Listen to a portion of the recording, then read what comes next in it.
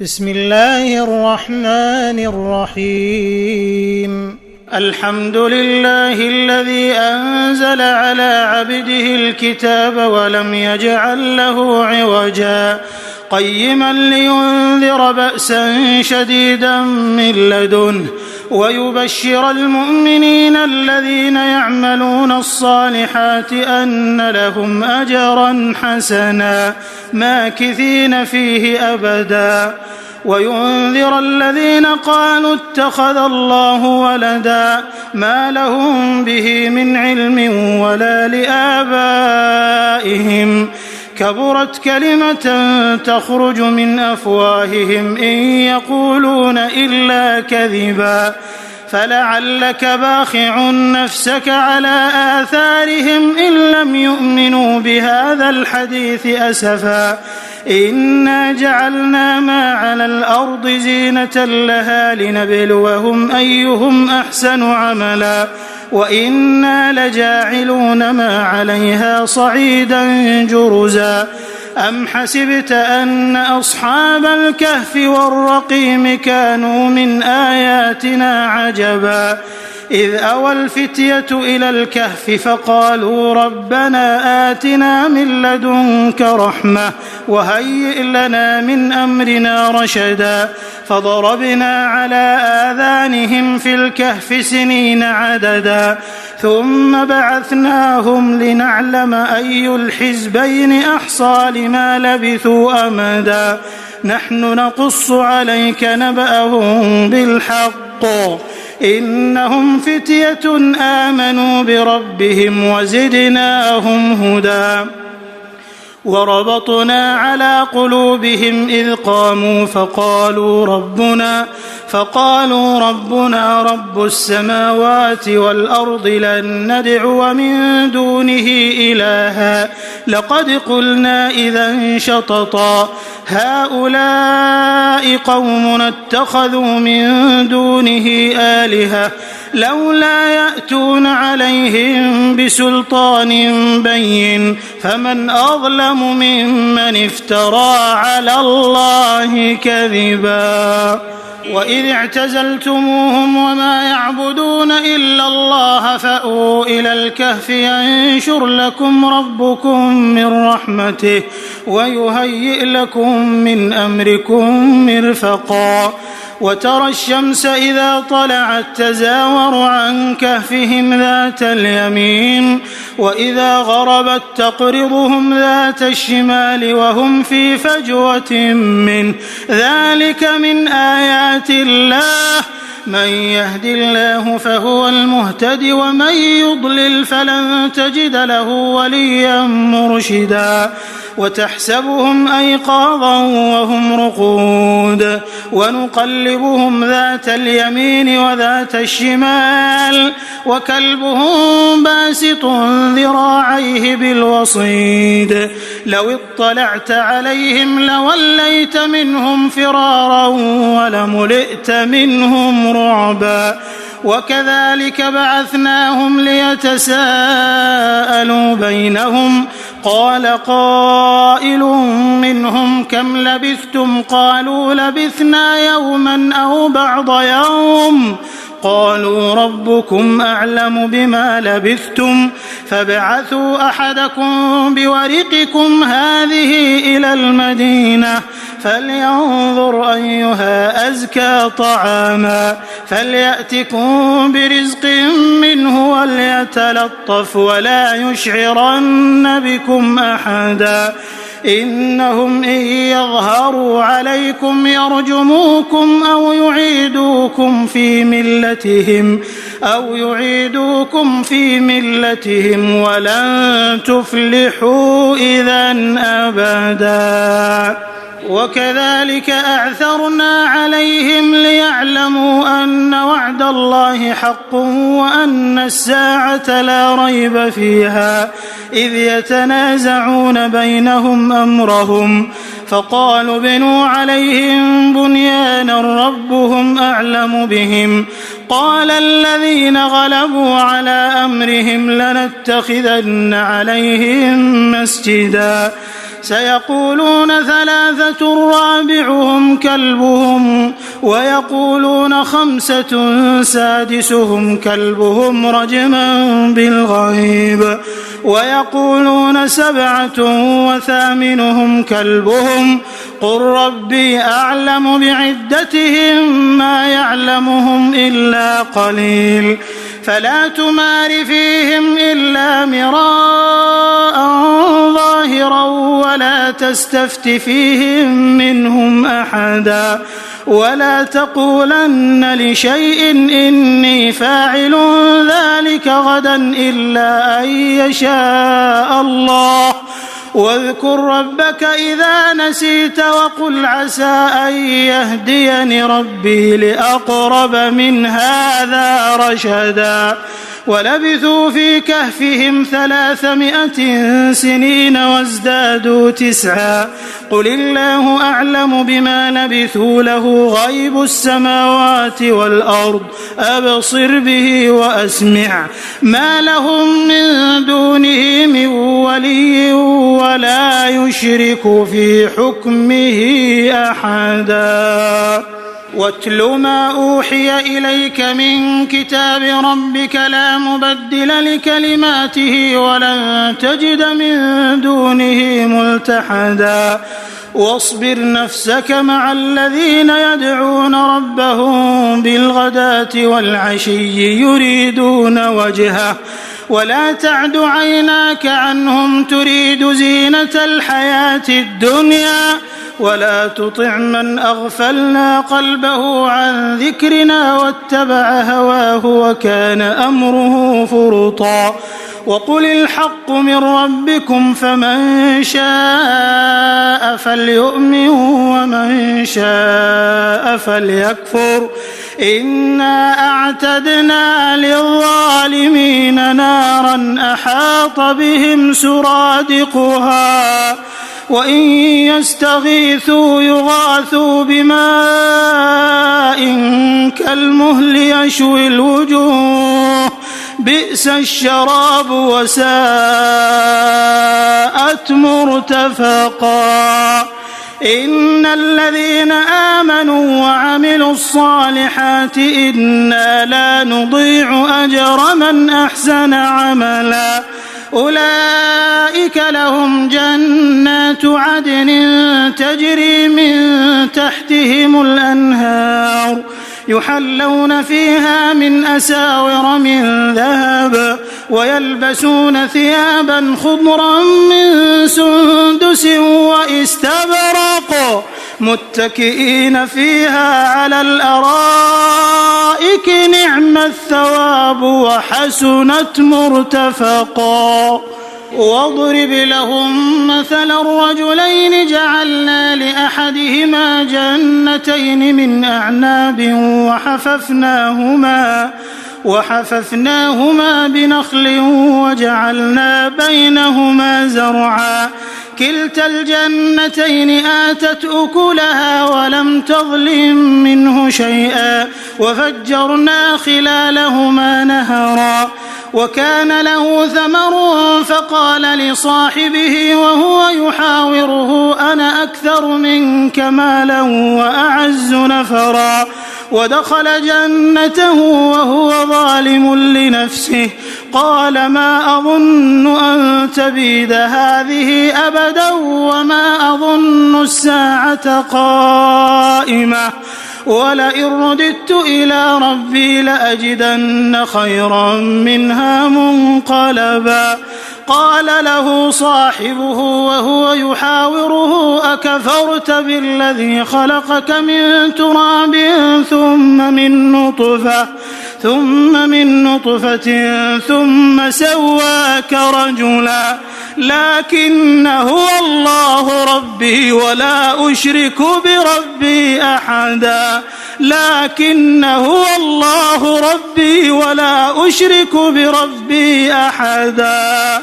ولولا إذ دخلت جنتك قلت ما شاء الله لا قوة إلا بالله إن ترني أنا أقل منك مالا وولدا فعسى ربي أن يؤتيني خيرا من جنتك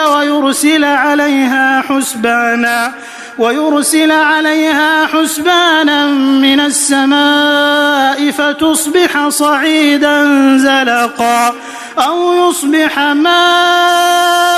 غورا فلن تستطيع له طلبا وأحيط بثمره فأصبح يقلب كفيه على ما أنفق فيها وهي خاوية على عروشها ويقول يا ليتني لم أشرك بربي أحدا ولم تكن له فئة ينصرونه من دون الله وما كان منتصرا هنالك الولاية لله الحق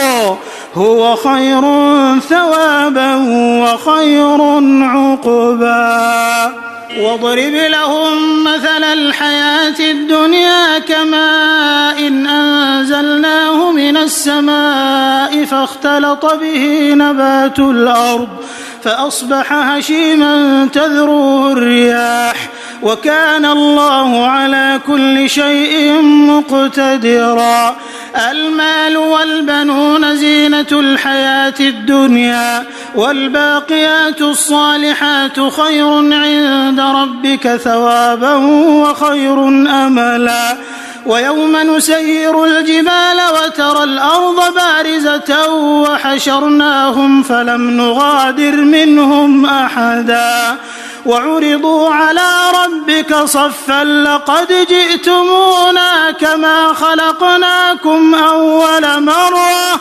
بل زعمتم أن لن نجعل لكم موعدا ووضع الكتاب فترى المجرمين مشفقين مما فيه ويقولون يا ويلتنا ما لهذا الكتاب لا يغادر صغيرة ولا كبيرة إلا أحصاها ووجدوا ما عملوا حاضرا ولا يظلم ربك أحدا وإذ قلنا للملائكة اسجدوا لآدم فسجدوا إلا إبليس كان من الجن ففسق عن أمر ربه أفتتخذونه وذريته أولياء من دوني وهم لكم عدو بئس للظالمين بدلا ما أشهدتهم خلق السماوات والأرض ولا خلق أنفسهم وما كنت متخذ المضلين عضدا ويوم يقول نادوا شركائي الذين زعمتم فدعوهم فلم يستجيبوا لهم وجعلنا بينهم موبقا ورأى المجرمون النار فظنوا أنهم مواقعوها ولم يجدوا عنها مصرفا ولقد صرفنا في هذا القرآن للناس من كل مثل وكان الإنسان أكثر شيء جدلا وما منع الناس أن يؤمنوا إذ جاءهم الهدى ويستغفروا ربهم إلا أن تأتيهم سنة الأولين أو يأتيهم العذاب قبلا وما نرسل المرسلين إلا مبشرين ومنذرين ويجادل الذين كفروا بالباطل ليدحضوا به الحق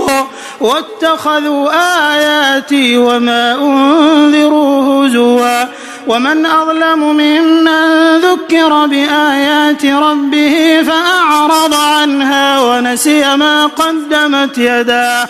إنا جعلنا على قلوبهم أكنة أن يفقهوه وفي آذانهم وقرا وإن تدعهم إلى الهدى فلن يهتدوا إذا أبدا وربك الغفور ذو الرحمة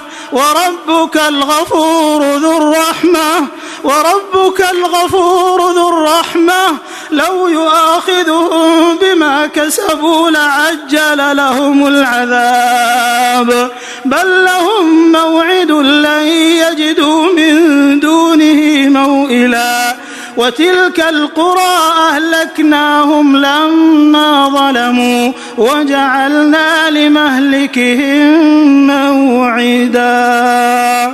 وإذ قال موسى لفتاه لا أبرح حتى أبلغ مجمع البحرين أو أمضي حقبا فلما بلغا مجمع بينهما نسيا حوتهما فاتخذ سبيله في البحر سربا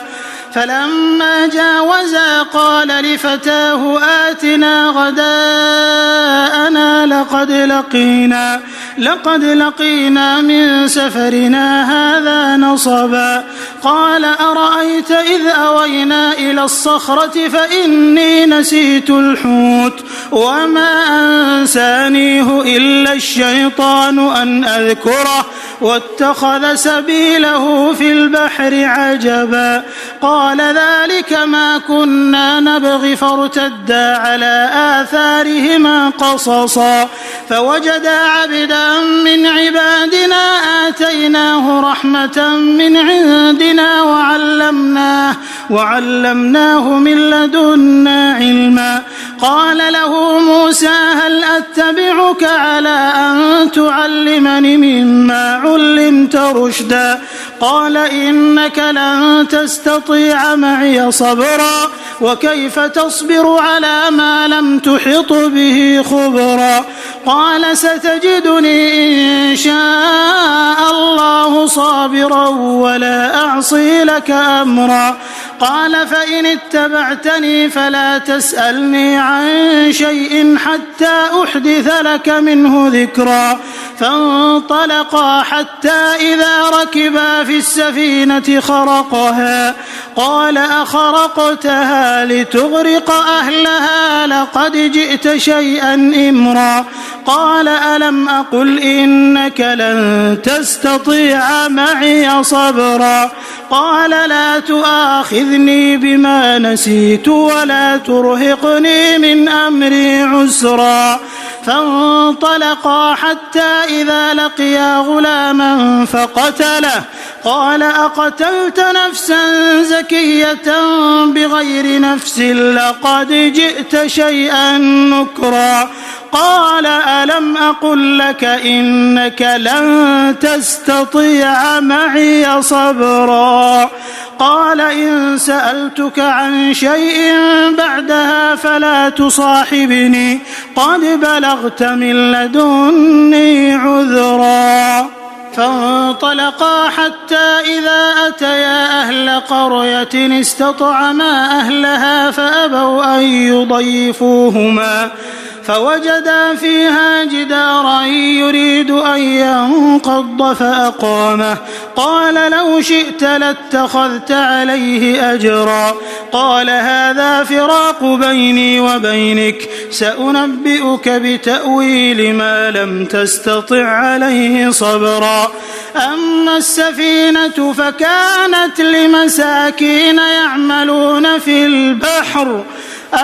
السفينة فكانت لمساكين يعملون في البحر فأردت أن أعيبها وكان وراءهم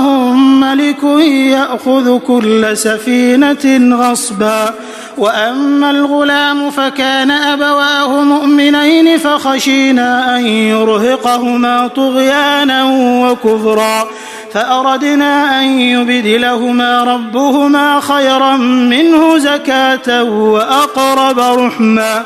وأما الجدار فكان لغلامين يتيمين في المدينة وكان تحته كنز لهما وكان أبوهما صالحا فأراد ربك أن يبلغا أشدهما ويستخرجا كنزهما رحمة من ربك وما فعلته عن أمري ذلك تأويل ما لم تسطع عليه صبرا. ويسألونك عن ذي القرنين قل سأتلو عليكم منه ذكرا إنا مكنا له في الأرض وآتيناه من كل شيء سببا فأتبع سببا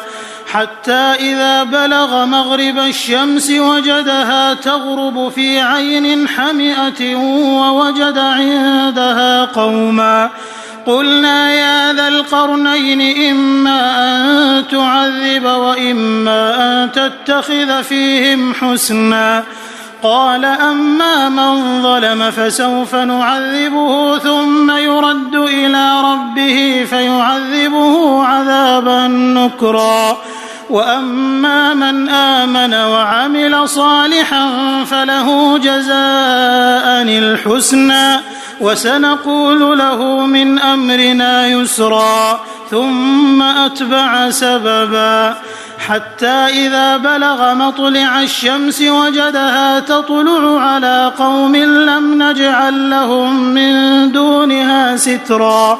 كذلك وقد أحطنا بما لديه خبرا ثم أتبع سببا حتى إذا بلغ بين السدين وجد من دونهما قوما لا يكادون يفقهون قولا قالوا يا ذا القرنين إن يأجوج ومأجوج مفسدون في الأرض فهل نجعل لك خرجا على أن تجعل بيننا وبينهم سدا قال ما مكني فيه ربي خير فأعينوني بقوة أجعل بينكم وبينهم ردما آتوني زبر الحديد حتى إذا ساوى بين الصدفين قال انفخوا حتى إذا جعله نارا قال آتوني أفرغ عليه قطرا فما استطاعوا أن يظهروه وما استطاعوا له نقبا قال هذا رحمة من ربي فإذا جاء وعد ربي جعله دكاء وكان وعد ربي حقا وتركنا بعضهم يومئذ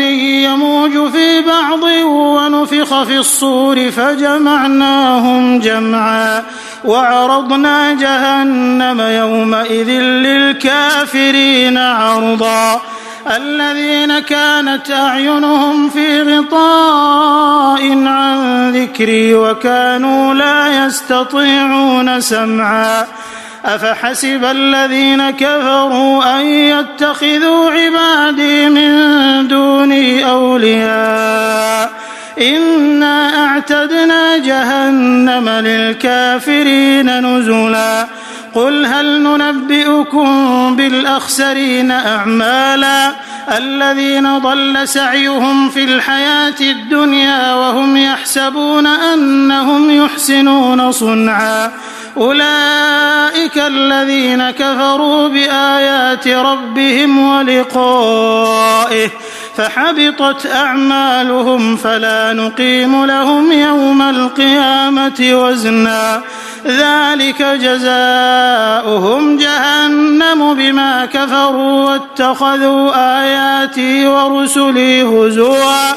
إن الذين آمنوا وعملوا الصالحات كانت لهم جنات الفردوس نزلا خالدين فيها لا يبغون عنها حولا قل لو كان البحر مدادا لكلمات ربي لنفد البحر قبل أن تنفد كلمات ربي ولو جئنا بمثله مددا قل إنما أنا بشر مثلكم يوحى إلي أنما إلهكم إله واحد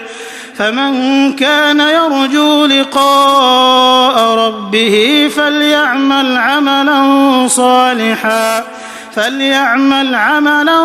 صالحا ولا يشرك بعبادة ربه